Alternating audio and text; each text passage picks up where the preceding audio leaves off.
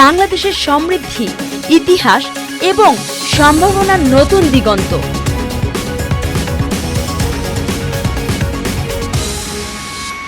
স্বাগত জানাই।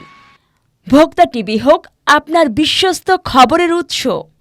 যে প্রশ্নটা সেটা হচ্ছে যে সম্প্রতি পুশিনের ব্যাপারে যেটা দেখতে পাচ্ছেন, বর্ডার দিয়ে ভারত প্রতিনিধি পুশিন করছে। গতকালকেও 192 জনকে পুশিন করেছে, যদিও বর্ডার এলাকাটা বর্ডার বাংলাদেশের নিয়ন্ত্রণে।